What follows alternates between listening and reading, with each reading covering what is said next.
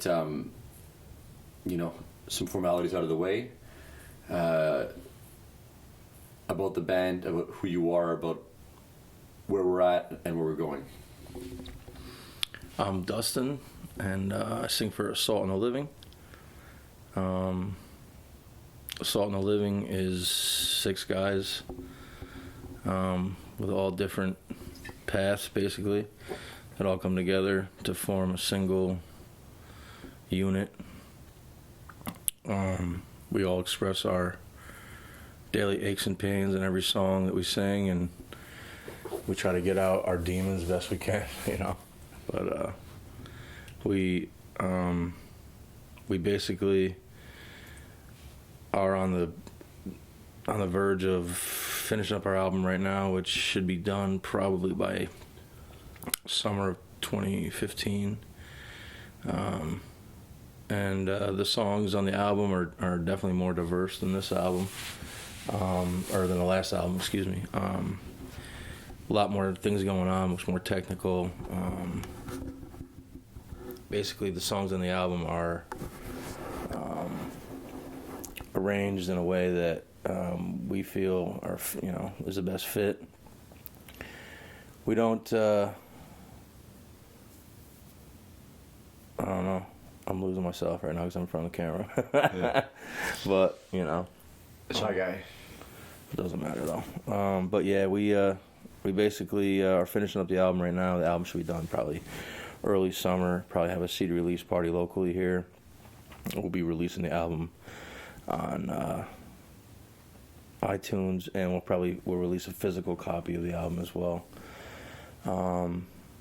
But yeah, we just been writing the album for the last couple of years after we put out the demo, and I think it was early 2012-ish. But yeah, we've been working on the album for a while now, and we're all working class men. We all work jobs, and it's tough to do as much writing as you'd like to. You're busy working, and every day you're just living life. So when the shit comes to you, it comes to you. Yeah. I'd like to get it out there sooner for people, but we've been working on it hard for a long time, and we hope everybody likes it. Yeah, well, I'm sure. I mean, the realities of work, what it does to a person. We were talking earlier about that a bit. What are some of the effects that you've seen? Obviously, people have all kinds of jobs out there. For many, it's whatever job they can get, right? Yeah, for the most part. And for others, it's I guess a job they choose or a job that chooses them or whatever. What are some of the realities of work for people nowadays, as far as you see, as far as your family, friends are concerned, as far as you're concerned? What is work like these days for, I guess, the average person?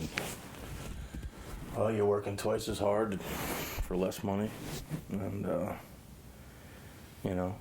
longer winters, and putting oil in your house is not cheap. So you're constantly in somewhat of a hole, but you're able to eat and survive and do your thing, and try to have some kind of good memories in life. Try to make the most of it, But you work. That's all you do. You work to eat, to live. That's it. You just work, and then you get some free time, and you're still working.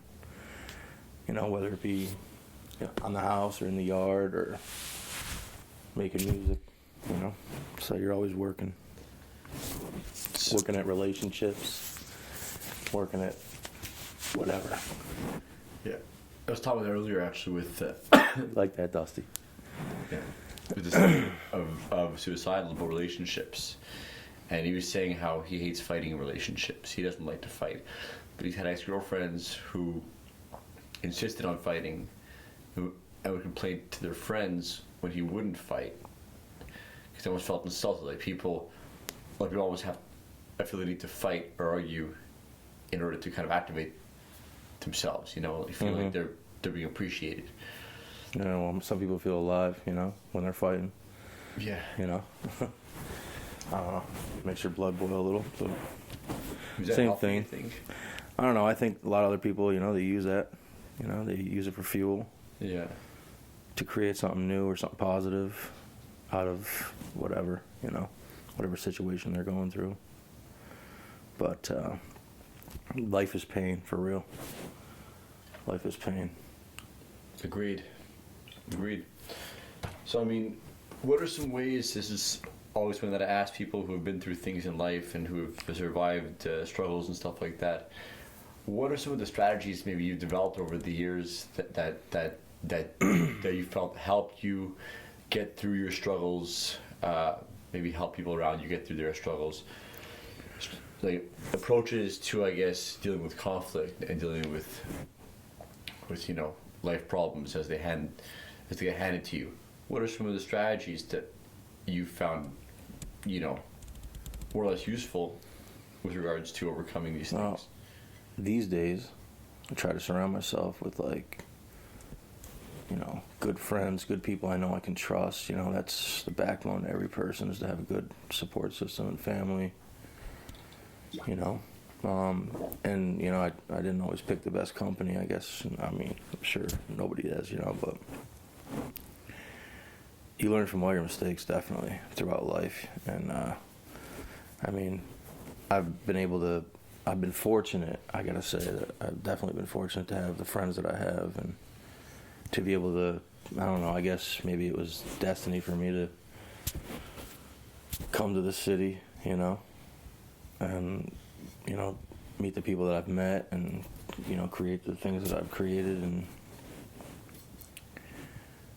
everybody's got a journey, I guess, but I guess I've definitely been blessed to be in a band with guys that are all unique in their own right, for sure. Artists, others are into telecommunications, and other guys are landscapers, and other guys are snowboard instructors. We're a whole different array of people, but they're all great, genuine people, and we're able to write devastatingly heavy music together, which is ironic, but we're all really good friends, really close, and I think that's important when you're in a band, especially, to be comfortable with the guys that you're with, and you can count on them. You know what they're gonna do live. You know what I mean? It helps the performance, the whole live vibe. Totally. You guys have some pretty good chemistry at Salt and Living. You got some really cool chemistry. Yeah, we're like I said, we're fortunate to have each other. The guys are, we used to play in a band called Traumacide years ago, and it was the four of us, me, Dusty, Andy, and Jamie. We were able to do some things, record some couple albums, play with some of the bands that we looked up to as kids, like Meshuggah and Unearth, and some of those bands that are still out today that are making huge waves in the metal community. But yeah, we did that. We did that for a while, and we stopped playing for a while, and then I started doing another project called Organ Harvest, which was like 8-string grind, slam shit. You know what I mean? It was good. It was a fun time. That was really good stuff. And then after that, I started doing another side project with some of the guys from Waste Form and my buddy Chris. I think you've met Chris Mahar. Yeah. It was called Comic Arson, and that was like pure grinding, like more death metal, traditional death metal, grindy, suffocation-y. That was incredible stuff. Nile-y. Yeah, definitely. That was really fast. He's an incredible drummer for sure. Yeah. And then basically I started doing the Assault thing, and I just constantly been busy making, writing music. I had a lot of songs written from before when I was in prison. I did a little time in prison, 6 years in the feds. Used that time to basically just kind of relax, and I use that time to read and kind of familiarize myself with different things, and maybe expand my horizons a little bit. But I wrote a lot of songs in there, songs that I was when I was at my lowest, so, but yeah, use those experiences for sure in today's, what's going on today, so I don't fall back in any patterns or do anything crazy. But for sure, music has been a savior for me. I don't know about you, but I don't even know what I'd do without music. Get off for Driven by Rage. Come on, let's go. Goes out to our Lord and Savior, Jesus Dogballs Christ. Happy Halloween, Dogballs!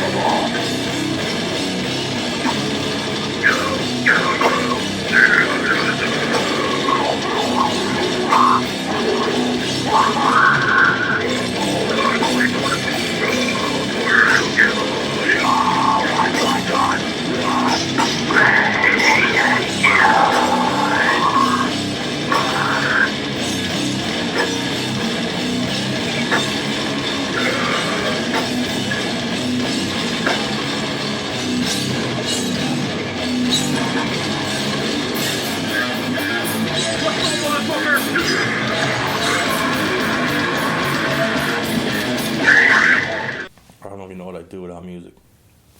Well, I often tell people when I talk to them, whether it's family or friends who are in bands or not, that if it wasn't for music, I wouldn't be here right now. I would not be alive, you know, because it was the only thing that I could connect with growing up, because I came from an abusive household. My dad was out of his mind. I mean, my brothers were always fist fighting, and I was coming up in that. And my mom, you know, kind of adopted my dad's first two sons, but then, you know, there's constant turmoil and conflict in the household. Everyone's got crazy personalities. All the guys in my family have crazy personalities. So I'm probably the calmest of all, but my girlfriend and my, you know, close friends will probably tell you that I'm out of my mind, like a evil genius kind of thing, you know. But like an Evil genius. like an evil like a cousin called me an evil emotional genius, you know. It's not necessarily that I can control emotions that well, or that I can control others' emotions. It's just that I'm able to play on able to use emotions. I don't prefer to, but you know, it's an acquired skill. It's an acquired skill for sure. And it's acquired by means of, I guess, a necessity for the sake of survival. I mean, we had the ability to sell things, right, and to sell ourselves, you know, which we developed. Some of us developed better than others. Mm-hmm. You know, but this is what happens when you have to overcompensate. You have to build up certain parts of your character in order to survive. Like, you can't just be a nice, sweet, calm, lazy guy, for example. You gotta be sarcastic, you know, stressed out. Oh, I can be sarcastic for sure. Maniac, you know. And My girlfriend will tell you that. humor is probably the most important. Topical humor. I mean, everyone says, you know, death metal is so serious, this and that. Brutal death is so serious, it's so predictable. But I mean, having met all you guys are all fucking like super down to earth, like funny. I like to think I'm normal, but others would beg to differ, I'm sure. But you know, You look normal. I feel normal. Yeah. I feel pretty. Actually, yeah, I feel normal. Yeah. You know, actually, I do consider myself to be more or less normal, but just a deviated format. A deviated kind of normal. Everybody has a little deviant in them, for sure. Definitely. Yeah. A word about, I guess people who say one thing and do another. Maybe on social media will start as, because you're a little bit older. You're a little older than me, I think. I'm old. Yeah. I got grays in my beard and shit. I got maybe 2 or 3. It's crazy. Yeah. But Don't get old. no, stay on forever. Tell me about, I guess, people's addiction to social media and how it affects their personal lives. We're all zombies, which, you know, we're all controlled, I think, by the media and what they want us to know. Yeah. And, you know, obviously with the social networking and everything in this world, you know, it's just, things are just constantly blown out of proportion. And, you know, I'm guilty of it too. I'm on there looking at the shit, you know, like, I want to chuck my phone, but, you know, it's like, you can't get away from it. It's like, you know, like things like Facebook and Twitter and all these things are like promotional tools for bands to like get their name out there. So I guess we kind of jumped on the bandwagon like every other band trying to get their name out there, but social media controls, seems like, how everybody reacts to everything. I mean, I don't even want to bring the shit up, but it's, you know, the shit that's going on down there and fucking with all these looters and I can't even stand it.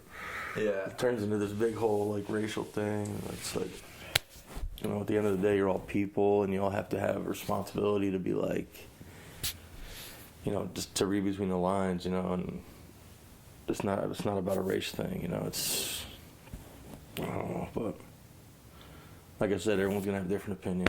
You're gonna be wrong no matter what. So That's it. It's crazy. You really are better off just hanging out with your friends and writing awesome death metal, because that's actually something you could see it till delivery and till launch. Where the problems down there, like most of the problems everywhere, can't really be figured out. They're not meant to be figured out. They're meant to be whined about and talked about by people who have no lives. Yeah. And then, of course, it becomes the number one story. I know. On CNN, It's unbelievable. But with all due respect to the guy's family and everything, I'm sure there are many other stories that are probably far worse on a more global, a more communal scale. Like, how about whole communities are struggling? You know, one guy who died, like, if communities who suffer, like, why do people worry about this tragedy where 5 were killed and not this one where 1,000 were killed? Like earlier I was just seeing this other thing where these 4 young black youth raped like a 13-year-old girl, like all of them, and that's not like generating outcry by like the entire world and everybody's looting and bugging out, you know what I mean? It's like, terrible things happen every day in this shithole of a world, but you gotta try to stay positive somehow. Play music. A lot of the songs on the new album are like, they basically deal with like disease and like the end of the how a lot of these diseases are created in a lab. They're tested on like third world countries, and songs that deal with that, songs that deal with like, taking our weapons from us, like Cold Dead Hands. Other songs like The Global Purge, another new track, is about like the earth purging itself at the next great cycle, and just like everything rising up, nothing we can do, it's basically like just like the end of days type scenario as we see it. A lot of the stuff's more serious. It's like more serious death metal. It's like serious death metal. Yeah. We got 2 singers. Dan, he's got a little different flavor. It's like, yeah. I'm a little deeper. He's got that little, raspier. Yeah. So it's like a good. So it's like, I don't know, we're not like pure death metal, we're like a monomarth death metal. Yeah. Like there's a little Meshuggah in there and like a little something else. No, it's true. I'm beefing it up like, crazy right now, but it's not like that crazy. But no, but the subtleties, I guess, of the, non-brutal death metal influences, the subtleties of those diverse influences in your sound can be heard, and I'm sure the longer you guys play together, the more you keep writing new material, I'm sure your new material will have those elements even more synthesized.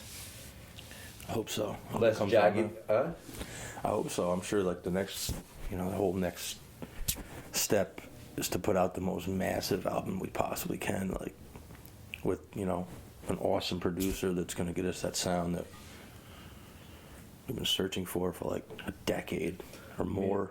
You pussies!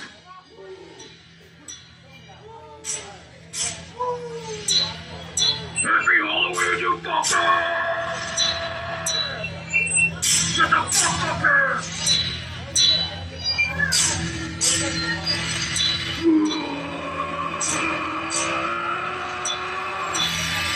Jesus fucking doggone!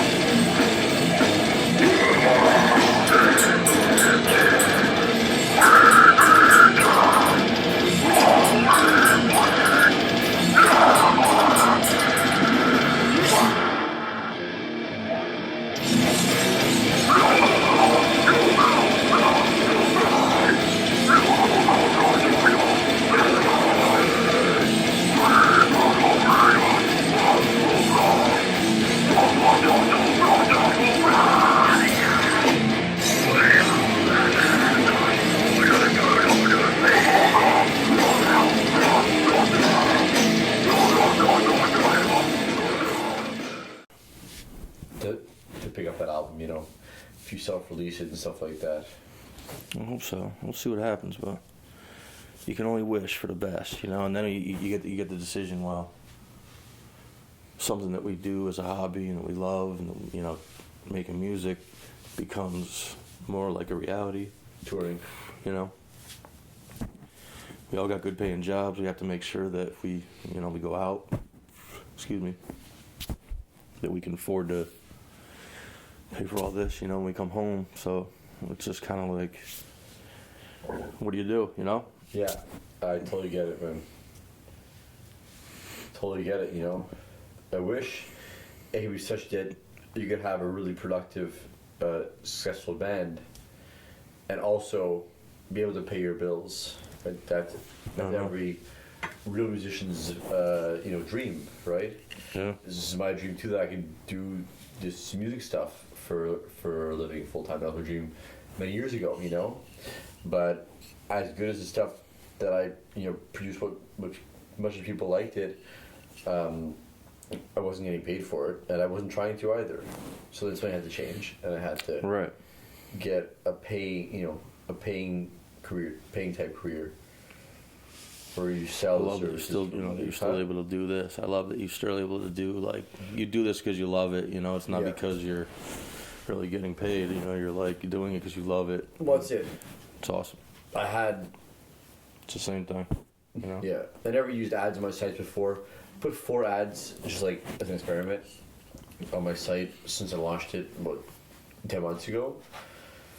And guess how much the total revenue is for everything that's come in over the last almost a year on the site.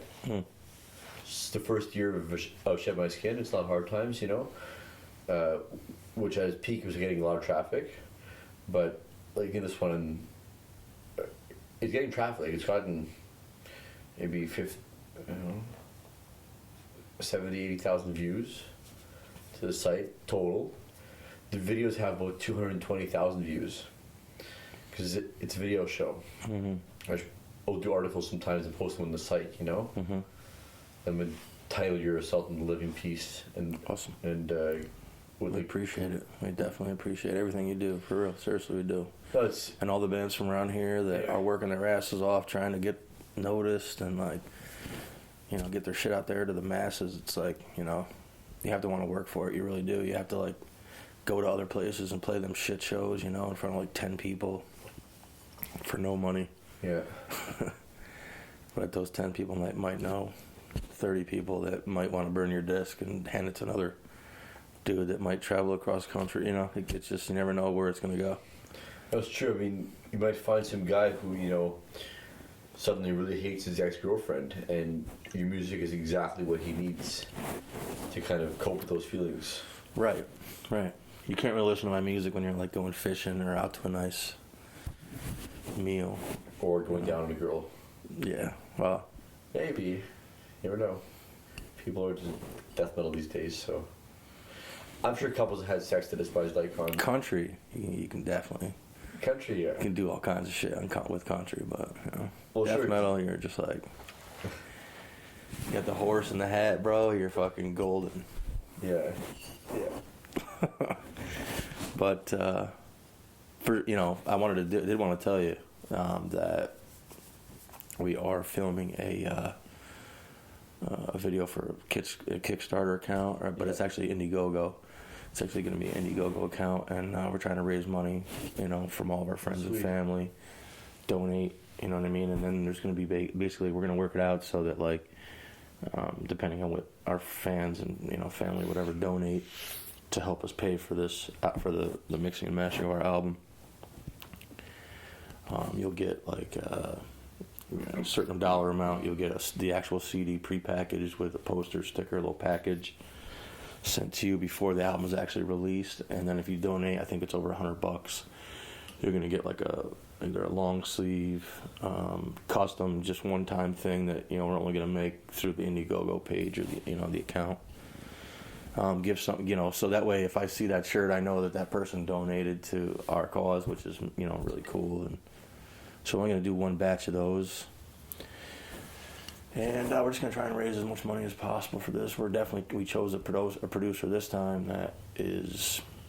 We've always looked up to his work, you know what I mean? We've always been fond of like other bands that he's produced, you know, like Whitechapel and Killswitch Engage, to name a few, you know, and it's just we're basically ecstatic right now, just in the direction that everything is going for us, and so to be able to do that, you know, is huge. You know, you never know what's going to happen until you do it. So, but we love all of our fans, everybody who listens to Assault on the Living and supports us in any way.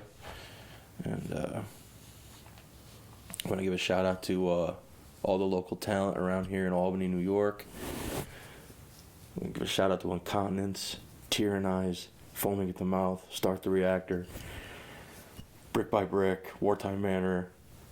Fucking, I'm forgetting a whole bunch of people right now, but they're all my boys, here to stay. Built for Battle. Built for Battle, of course. Fuck, what the fuck's wrong with me? Of course, Built for Battle. My boy Todd. All them dudes are good guys. Gunther Weasel. Section A. All of them. I could just keep going because there's a zillion bands from around here. They don't even have to be said. They're amazing, a local band for sure around here. But I figured I didn't have to say them because everybody knows they're from. Yeah, sure. Oh, they dropping Skinless like you're trying to be cool. Yeah, I don't want to be cool. Hey, Skinless, what's up? Yeah, that's it. What's up, Noah? But yeah, we're excited for sure. You know, we definitely worked and put everything we have into this for sure. Well, it's gonna be a fucking awesome album, bro. I really can't wait to hear it. And like I said, Montreal would do awesome for you guys. So it'd be great to see you guys up there at some point if possible. Tentacles.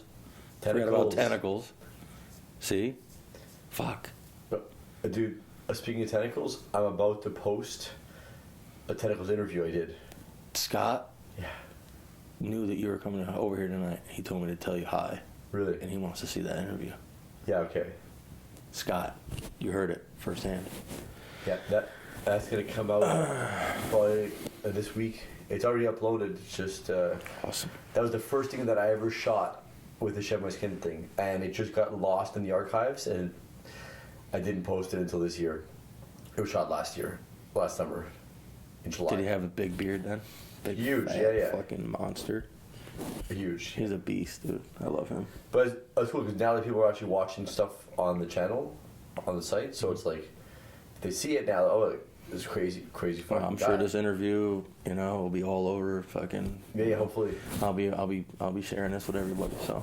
Yeah. Well, I'm stoked to see that live footage you have there, bro. And thanks for your patience with everything. As you know, I appreciate it. I totally appreciate it. I mean, we sweat it.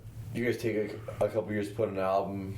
You know, I take a little bit of time sometimes to get things up. It's just the realities of life. You know, I hold the bonds and the friendships very close. Like Jared, those guys. Like, absolutely. Yeah. Drew, I hold the guys very close. You know, so our music brings us all together. But then I guess the friendship keeps us, in touch and keeps us, hanging out whenever we can. Right. Absolutely. And then if we can push the music and do some creative stuff, like at the same time, that's awesome.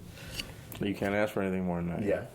That's like it's awesome. Honest, honesty, and it's never perfect. The music business is a tough business. Yeah. But it's what you make it. If you make it fun and you kind of turn the tables. You're